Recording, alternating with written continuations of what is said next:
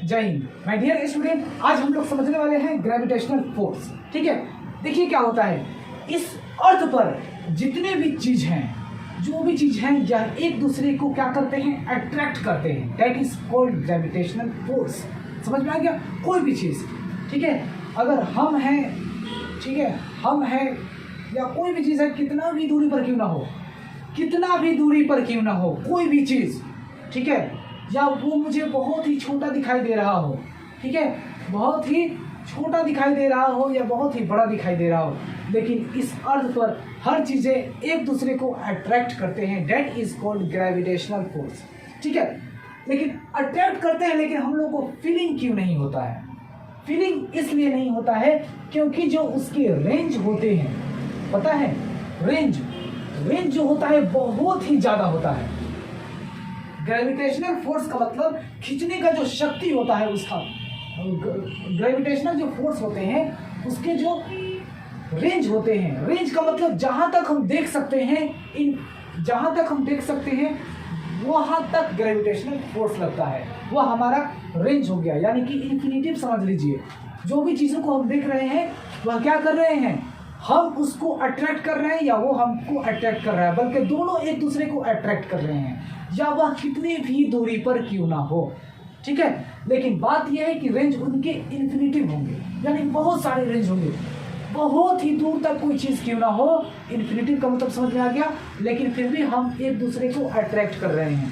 समझ में आ रहा है? मतलब खींच रहे हैं एक दूसरे को, दोनों एक दूसरे को अपनी तरफ खींच रहे हैं। जैसे कि मैग्नेट एक दूसरे को अपनी तरफ खींचता है, वैसे ही हम लोग क्या करते हैं, एक दूसरे को अपनी तरफ खींचते हैं। समझ में आ गया?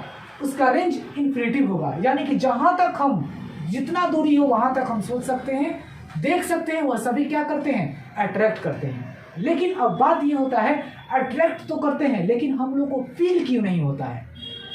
फील क्यों नहीं होता है? तो जानिए, फील इसलिए नहीं होता है क्योंकि जो उसके पावर होते हैं, ठीक है, जो खींचने का जो कैपेसिटी होता है, बहुत बहुत बहुत बहुत कम होते हैं, बहुत ज्यादा कम होते हैं, जिसकी वजह से हम लोगों को फील नहीं होता।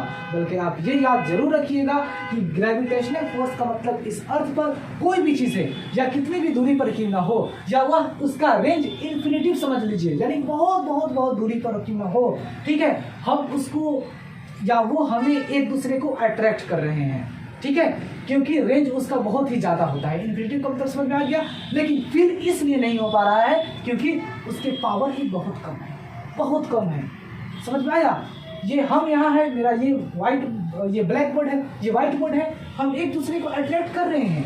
यदि हमें अट्रैक्ट कर रहा है, हम भी इसको अट्रैक्ट कर रहे हैं। ठीक है, लेकिन पता इसलिए नहीं हो पा रहा है क्योंकि इसके पावर बहुत बहुत बहुत कम है, जिसकी वजह से हमें फील नहीं हो पा रहा है। नहीं तो एक दूसरे को हर चीज़ अट्रैक्ट करते हैं। हमारे घरों में बहुत सारे थिंग्स होते हैं, बहुत सारी चीज़ें होते हैं, ठीक है, बल्कि गर्ल्स बॉयज़, बल्कि मम्मी पापा, हर चीज़ होते हैं, सारी चीज़ें हैं, एवरीथिंग, हर चीज़ें एक दूसरे को अट्रैक्ट करते हैं।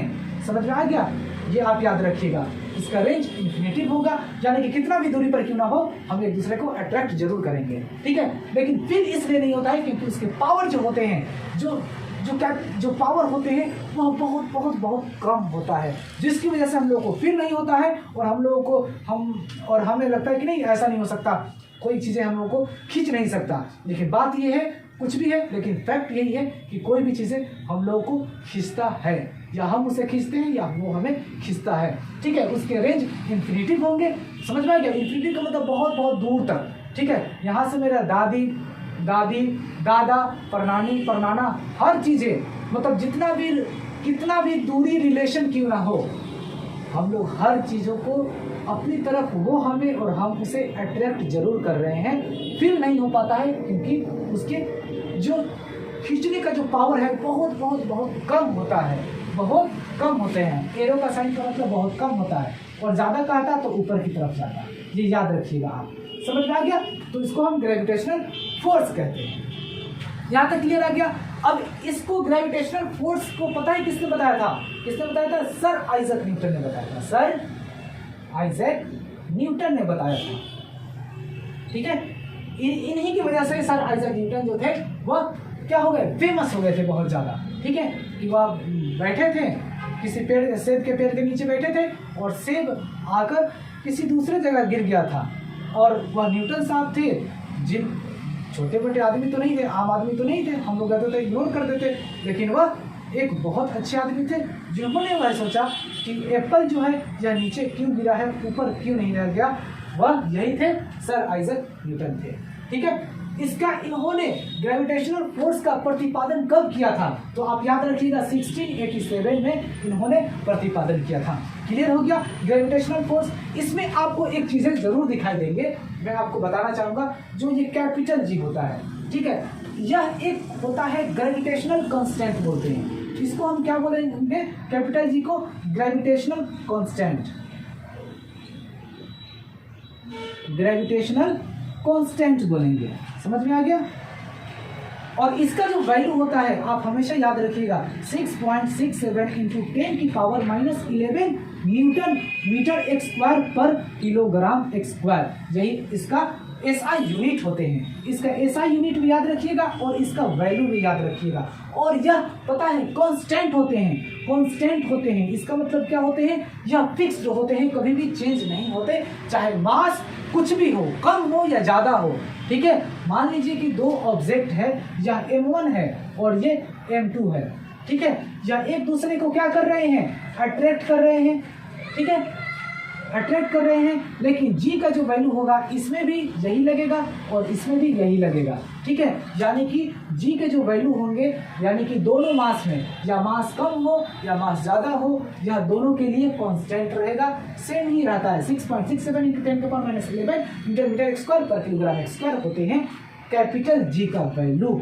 ठीक है, इसका मतलब होता है ग्रेविटेशनल कांस्टेंट, या इसको हम बोल सकते हैं यूनिवर्सल ग्रेविटेशनल कांस्टेंट भी बोलते हैं, याद रखिएगा।